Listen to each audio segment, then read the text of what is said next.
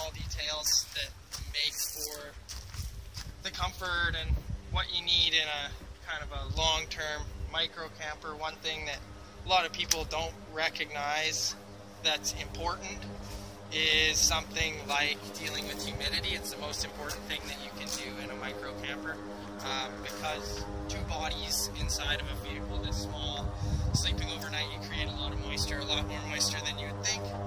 So we bought a battery, like a rechargeable desiccant based dehumidifier. It's not quite as effective as I would have hoped, so I'm constantly trying to figure out different things to deal with it. I've got a small mosquito net on the rear vent glass, so that we can open that up when we're not in bear country, get some airflow. This is something I recently bought. This is a solar powered window fan that fits in the window. It worked great last night for moving the moisture around. We didn't end up with much moisture at all last night, which is excellent. And then other details, like if you're going to be traveling into a different country, if you're going to be traveling in any areas where there may be significant poverty, you might want something like this little safe here that we keep. We put cash in it, we put our passports in it. Obviously you need a first aid kit. It's going to be those little things like a hide key, which is absolutely essential as far as I'm concerned. Always outfit your micro camper with a hide key, just in case. You never know what can happen. Beyond that, I guess the last thing to really talk about is the electrical system. Now, the electrical system in this vehicle is by far the most important, most expensive component of kind of my retrofit, but it's also the one that increases the comfort the most to me. So I guess we might as well start over here with my solar array. Now, this was kind of bought piecemeal from Canadian Tire. I have to be really careful about which panels I bought, because obviously they had to all fit under the bed and I wanted appropriate storage. So all told, there's about, I think, 220 watts of solar panel there, which is ample. It runs through an 8-port hub, and then from there to a 30-amp solar charge controller that I keep in the passenger side kind of foot area. It results in enough power for me to charge our devices via 12-volt USB plug converter, and it gives us enough power to charge my fridge, which I'll get into in a minute. Beyond that, as another redundancy, we also have a plug-in for shore power. Now this is just a plug-in, like just a regular outdoor extension cord that I purchased at Canadian Tire. I hook it, and I ran it through a rubber grommet in the steering column. You can't really see it, but it runs through here. And allowing it to run out the hood really helps for the stealth factor. It's not very sneaky to have cords running out your doors and stuff, so if it runs out the hood, that's pretty sneaky. It runs into the cabin here at the footwell of the driver's here next to the parking brake. It's got a little LED indicator to show when you're plugged in. Now what's plugged into that is I've got a power bar right here, so that's all shore power.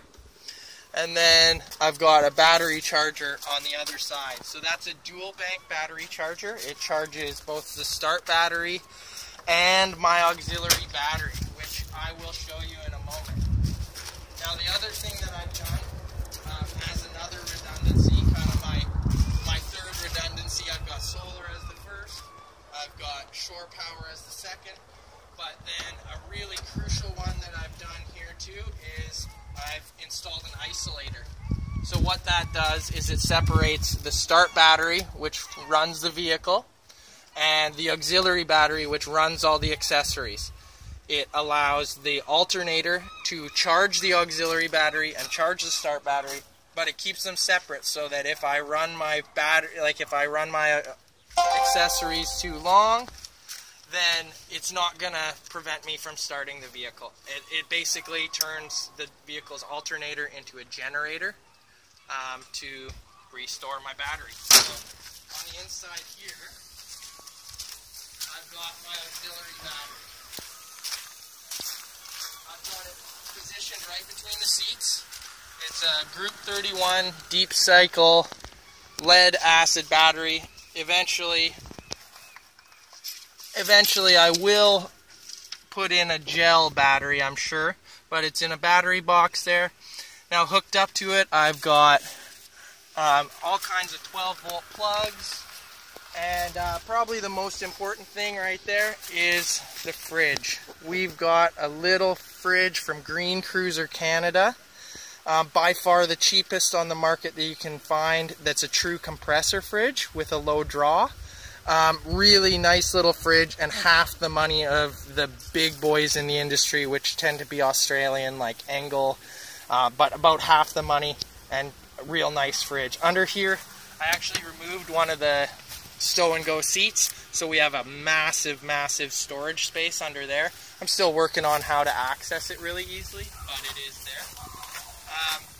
We've also got these little light bars that I wanted to install. Mostly those are there to justify the overhead toggle switches.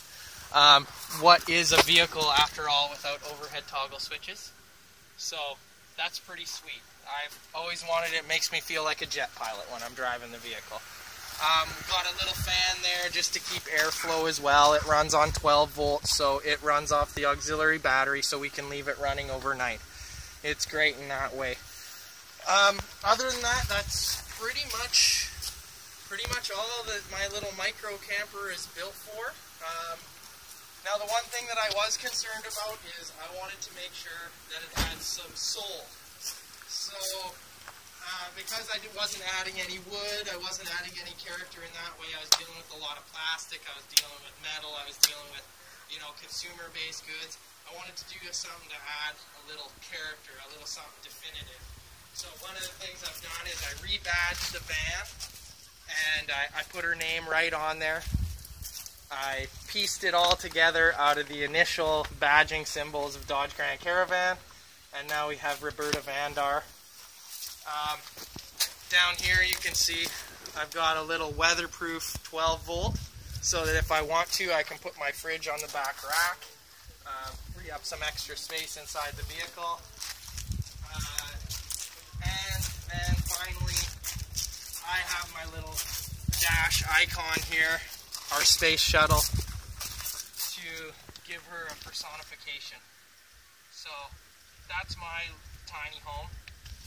I used a minivan to build it. So I hope you guys all enjoyed it, and anybody that thinks of doing a low-cost micro camper build, maybe I've given you some ideas.